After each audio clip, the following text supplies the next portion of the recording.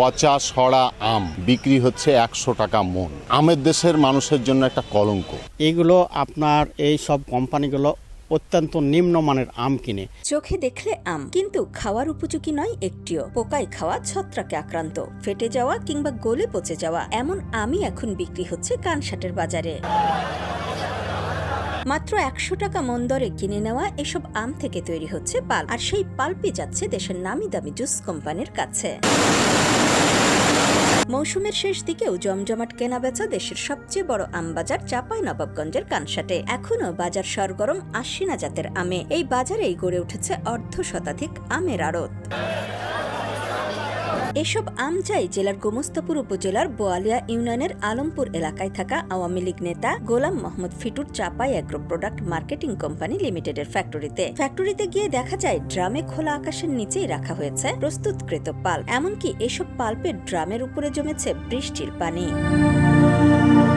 বাজার ও এসব আড়তে কাঁচা ও পাকা জাতের আশ্বিনা আম বিক্রি হচ্ছে ১৫০০ থেকে ২০০০ টাকা মন দরে, অথচ একই বাজারে একই জাতের আম মিলছে ১০০ টাকা মন দরেও। আর সেই সুযোগেই নামমাত্র দামে এসব আম কিনে নিচ্ছেন আড়তদাররা। আমি সর্বোচ্চ ১০০ টাকা বিক্রি করছি ৫২ মন, আর ভালোটা বিক্রি করেছি ১৪০০ টাকা। এর ১০০ টাকা মন লিছে।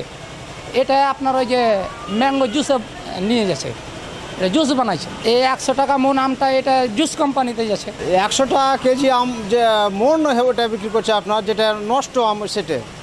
আর ভালো আম যেটা আপনার খোলা আম আগে ছিল আপনার ৩০০০ টাকা মন, এখন হয়েছে আপনার ২০০০ টাকা মন। যেটা আপনার নষ্ট আম এটা তো খাওয়ার খুব একটা ভালো না। তার পরবর্তীতে হয়তো কিছু চালান দেয়, যারা গরিব মানুষ তারাও কিনা খায়। বাকিটা তখন আপনার জুস কোম্পানি এগুলো নিয়ে যায়, ব্যবহার করে। ওই জুসের জন্য চাইছে আপনার ওই যে ফাটা পাইকা গাছ থেকে পড়ে যায়, যে আমটা ফেটে যায়, ওই বাদুর খাক্কা, ওই আমগালা ওই কোম্পানি যায়। তাও প্রতিমন আমে কৃষককে দিতে হচ্ছে ৫২ থেকে ৫৫ কেজি।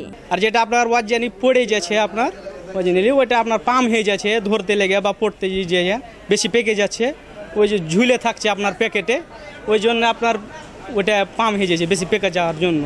ওইটা আপনার ১-১৫০ টাকা মন না, খাওয়ার উপযোগী না, ওটা আপনার জুসের উপযোগী। ১০০ টাকা মনের আমটা ধরলেন যে ফুটে গেছে, ওইটা জুস করে।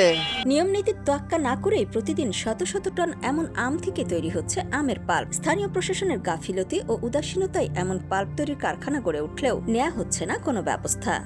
আসলে আম চাষিদের জন্য তো সৌভাগ্য যে তারা পচা আম বা রিজেক্ট আমটাও তারা বিক্রি করতে পারছে জুসওয়ালাদের কাছে। আমি সেটা পক্ষে নই।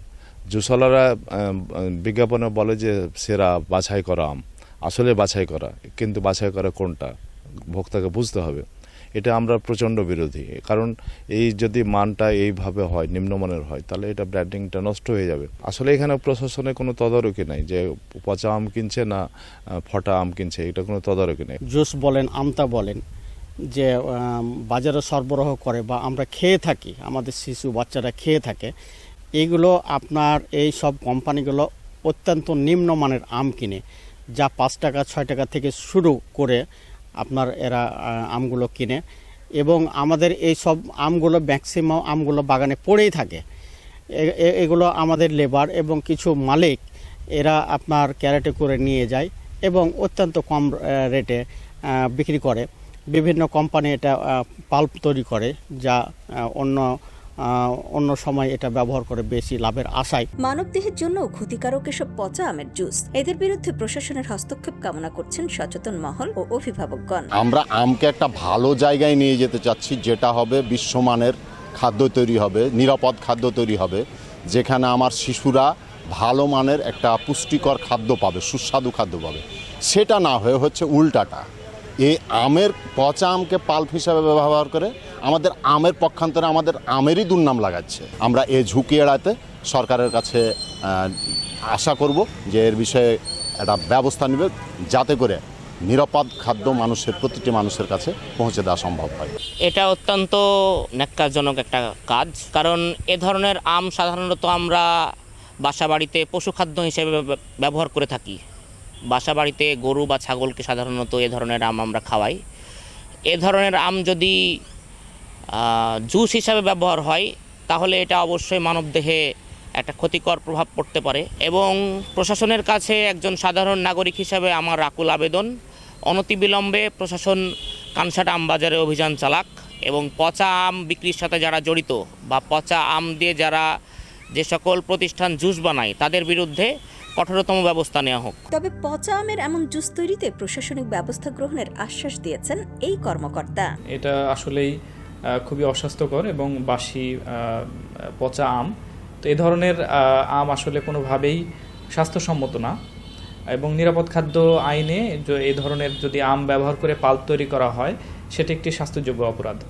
বাংলাদেশ নিরাপদ খাদ্য কর্তৃপক্ষ জেলা কার্যালয় চাঁপাইনবাবগঞ্জ থেকে নিয়মিতভাবেই মনিটরিং করা হচ্ছে, যেহেতু এটি একটি আমের একটি বড় এখান থেকে একটি বড় অংশ উৎপাদন হয়। তো ইতিপূর্বেও মনিটরিং করা হয়েছে, কয়েকটি প্রতিষ্ঠানে মনিটরিং করা হয়েছে এবং আমরা আড়তগুলোতেও মনিটরিং আরও জোরদার করব এবং এ ধরনের পচা আম যেন ব্যবহার করতে না পারে সে বিষয়ে পদক্ষেপ নেওয়া হবে। এমন পাল্প উৎপাদনকে জনস্বাস্থ্যের জন্য মারাত্মক হুমকি বলে মনে করছেন ভোক্তারা। আসলে ধরেন প্রক্রিয়াকরণের অনেকগুলো ধাপ আছে। আমরা মনে করি প্রক্রিয়াকরণ বলতেই কিন্তু রাস্তাঘাটে পড়ে থেকে আম তুলে এনে আমি প্রক্রিয়াকরণ করব, চিনিতে ডুবাবো, একটু কেমিক্যাল দিব, তাহলে হয়ে যাবে, এমনটা না। কিন্তু নিরাপদ খাদ্যের যে ব্যাপারটা আছে সেখানে প্রক্রিয়াকরণ করতে গেলে কিন্তু খুব ভালো আম লাগে। আসলে আমরা যেহেতু প্রক্রিয়াকরণে কাজ করি, তো আপনাদের যে পাল্পের যে প্রসঙ্গটা এসছে যেটা দেখালেন, আসলে এমন আম আসলে পাল্পে আসার কথা না। তো আমার কাছে মনে হয় যারা কর্তৃপক্ষ আছে বা যেই সকল প্রতিষ্ঠান আসলে এই পাল্প উৎপাদন করছে তাদের অবশ্যই টেস্টিং ল্যাব থাকার কথা। সেই ল্যাবে টেস্ট করে আসলে এটা যাচাই বাছাই রিপোর্ট হলে আসলে এটা বলা যাবে আসলে যেটা কতখানি ক্ষতিকর। তবে চাপাই অ্যাগ্রো প্রোডাক্ট মার্কেটিং কোম্পানি লিমিটেডের ব্যবস্থাপনা পরিচালক জানান,